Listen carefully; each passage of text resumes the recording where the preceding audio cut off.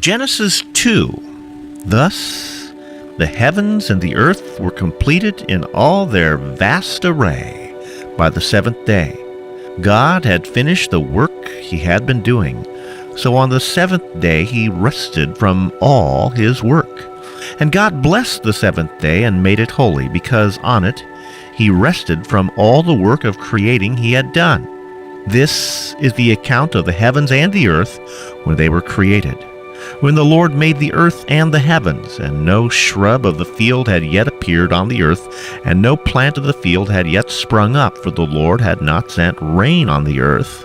And there was no man to work the ground, but streams came up from the earth, and watered the whole surface of the ground.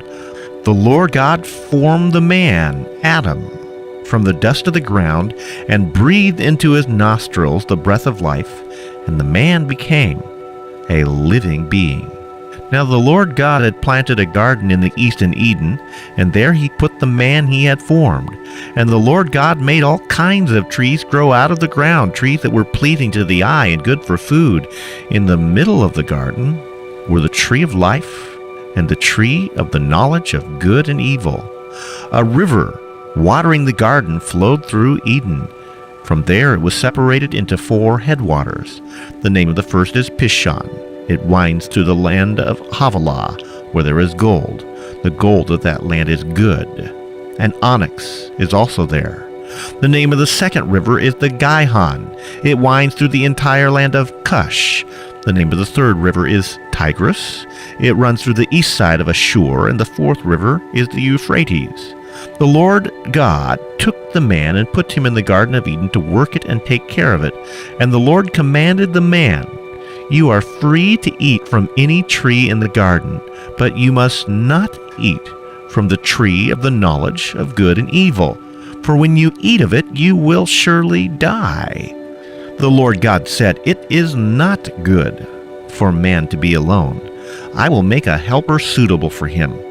Now the Lord God had formed out of the ground all the beasts of the field and all the birds of the air.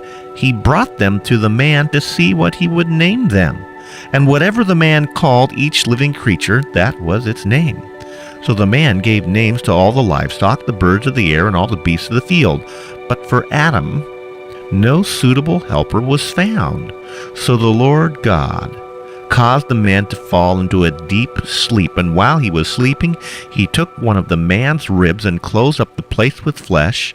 And the Lord God made a woman from the rib he had taken out of the man, and brought her to the man. The man said, "This is now bone of my bones, and flesh of my flesh. She shall be called a woman, for she was taken out of man. For this reason a man will leave his father and mother and be united to his wife, and they will become one flesh." The man and his wife were both naked and were not ashamed.